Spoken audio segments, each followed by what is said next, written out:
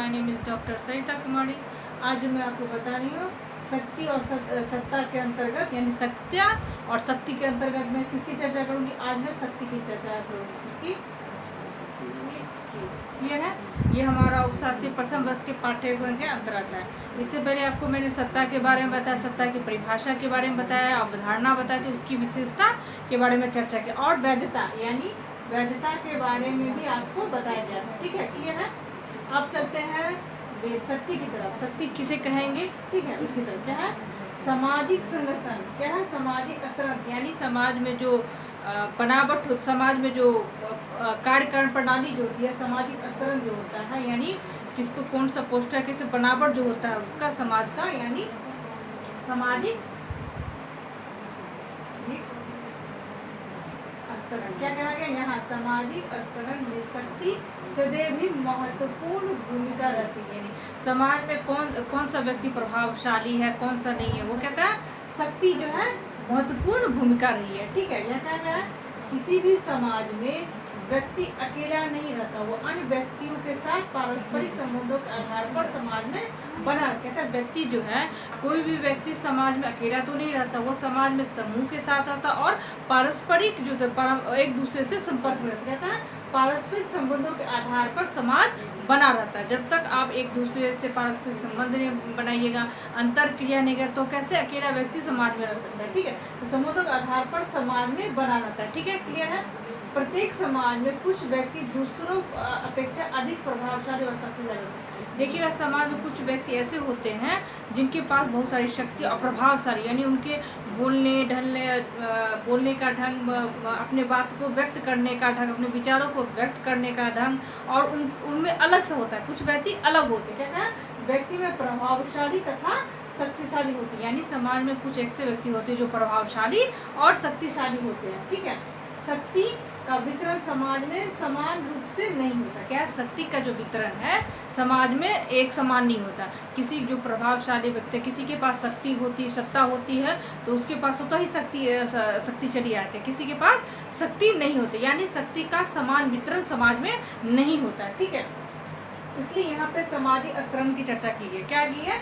इसलिए शक्ति का जो समान वितरण नहीं होता है, इसलिए उनकी चर्चा की गई। ठीक है, क्या कहता है? समाज में समान रूप में नहीं होता। समाज में जिसके पास शक्ति होती है उसका स्तर उच्च, तथा जिसके पास शक्ति नहीं तो उसका स्तर नीचे होता है। अब देखिए यहाँ पे क्या होता है, सत्ता मिला तो आपको शक्ति मिली। मान लीजिए किसी को सत्ता नहीं है, उसके पास सत्ता नहीं है, कोई पोस्ट नहीं है, तो उसके पास क्या होता है, उसके पास शक्ति नहीं होती है। ठीक है, उसी आधार पर क्या कहा है कि जिस व्यक्ति के पास शक्ति होती है वो उच्च होता है, और जिसके पास शक्ति नहीं होती है वो निम्न होता है। क्या होता है? वो उनका स्तर समाज में निम्न होता है, उनका स्तर समाज में निम्न है। यहाँ क्या गया है? सामाजिक स्तर में जो लोग, संत में जो लोग व्यक्ति के पास शक्तिशाली होते हैं, प्रभावशाली होते हैं, उनको समाज अलग रूप से देखता है, उनका बातों को सुना जाता है, माना जाता है। लेकिन वही जिनके पास शक्ति नहीं है तो उनकी बातों को कोई मानता नहीं और कोई उनकी बातों को सुनता नहीं। इसलिए क्या है, जिसके पास शक्ति होगी उसका समाज में स्थिति उच्च होगा, और जिसके पास शक्ति कम होगी उसका समाज में निम्न होगा। ठीक है, स्तर निम्न होगा। ये क्लियर है? सब यहाँ समझ होंगे शक्ति के बारे में क्या है, अवधारणा समझिए। अब क्या है, उसकी विशेषता की तरफ चलते हैं। क्या है? यह व्यक्तियों के निहित होता है, यानी शक्ति जो है व्यक्तियों में निहित होती है। क्योंकि देखिए, अगर व्यक्ति के पास सत्ता होगी, तब शक्ति है, तो क्या हो, ये व्यक्ति में निहित, यानी शक्ति व्यक्ति में निहित होता है। क्लियर है? दूसरा अस्थाई अवधारणा। क्या है? ये शक्ति जो है अस्थाई अवधारणा है।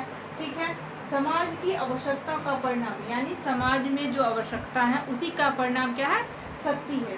ठीक है, प्रतिरोध पर विजय। क्या होता है? प्रतिरोध पर विजय। ये सब जो मैं चर्चा कर रही हूँ वो शक्ति की विशेषता की तरफ है। ठीक है, अब क्या है, अनेक साधन जैसे भाग्य, प्रलोभन, आतंक आदि क्या है, शक्ति के कितने साधन, यानी आप अपने शक्ति से कौन कौन काम करवा सकते हैं ना। जैसे कि भय, आप किसी व्यक्ति को कोई काम नहीं करता उसको भय दिखाइएगा, प्रलोभन दीजिएगा, और आतंक या डराइएगा, आतंक आदि कीजिएगा। क्या क्या हुआ? शक्ति की विशेषता हो गई। ठीक है, अर्जित और परिस्थिति। ये क्या होता है, जो शक्ति होती है अर्जित भी होती है और परिस्थिति भी होती है। अर्जित मतलब खुद से प्राप्त किया, यानी कोई आदमी मेहनत से किसी पोस्ट को प्राप्त किया, कोई पोस्ट को प्राप्त किया, कुर्सी प्राप्त की, दूसरे पास स्वतः ही शक्ति चलती। और किसी के पास खानदानी होता है, उसके दादा परदादा उस पोस्ट पर या राजनीतिक दल में होते हैं, तो उसी के आधार पर उसको वो पोस्ट मिलता है। क्या हुआ यहाँ पर, उसके क्या, ये अर्जित भी हो सकती है शक्ति और प्रदत्त भी हो सकती है, ठीक है, यानी आपको मिला हुआ परिवार के द्वारा, ठीक है। अब शक्ति के कौन कौन से स्रोत हैं? शक्ति के स्रोत है भाई विचार तथा कार्य, यानी शक्ति के कौन से स्रोत हैं? यानी विचार है तथा कार्य, परिस्थितियाँ, ज्ञान, सभी प्रकार के ज्ञान, जितने भी प्रकार के ज्ञान होते हैं उन सभी प्रकार का इसमें शक्ति के स्रोत के अंतर्गत। उसके बाद संपत्ति, ठीक है, सामाजिक व्यवस्था। अब क्या है? सामाजिक व्यवस्था, यानी शक्ति के स्रोत में चर्चा कौन कौन सी की? विचार तथा कार्य, ठीक है, परिस्थितियाँ, ज्ञान सभी प्रकार के, संपत्ति और सामाजिक व्यवस्था, ये शक्ति के स्रोत हैं। अब क्या है आपके शक्ति के प्रकार के बारे में चर्चा किया जाए। क्या है?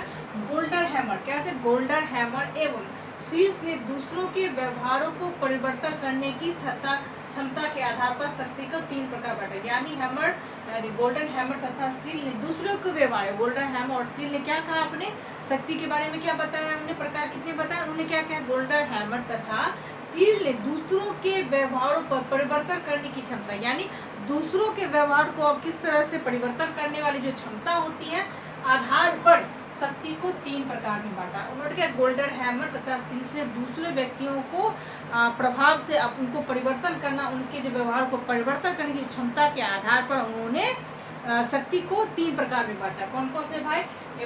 एक है बल, प्रभुत्व, चतुर्थ शोधीकरण और निर्मीकरण। ये चतुर शोधीकरण और निर्मीकरण ये किसने बताया? गोल्डन हैमर स्टील के द्वारा शक्ति के प्रकार के बारे में बताया गया, ठीक है। अब वेबर क्या कहते हैं? वेबर ने 4 प्रकार बताया। वेबर ने शक्ति के बारे में शक्ति को 4 प्रकार में बांटा। पहला क्या है? दमन।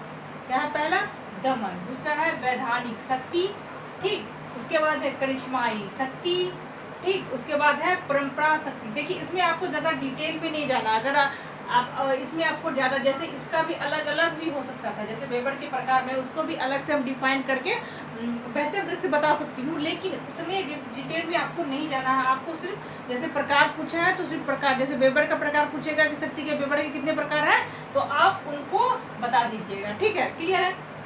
आप क्या क्या? वेबर ने 4 प्रकार बताया। पहला क्या था आपका? दमन, वैधानिक शक्ति, करिश्माई शक्ति, परंपरागत शक्ति। क्या है? ये वेबर के थे। वेबर ने कहा, वेबर मैक्स वेबर की शक्ति की अवधारणा आदर्शात्मक शक्ति पर क्या है? आदर्शात्मक शक्ति पर आधारित है, ठीक है। इस वीडियो में आपने जाना कि शक्ति किसे कहेंगे, अवधारणा, उसकी विशेषता, उसके प्रकार, उसके स्रोत के बारे में चर्चा की गई। तो ये वीडियो हमारा जो था आपको ये इस पहले वाले वीडियो और दूसरे यानी शक्ति और सत्ता के दोनों वीडियो में मैंने शक्ति को बारे में सब समझा दिया और सत्ता के बारे में भी आपको चर्चा करके बता दिया, ठीक है। इस वीडियो में इतना ही। आगे वाले वीडियो में किसी नए टॉपिक के बारे में चर्चा करूँगी। धन्यवाद।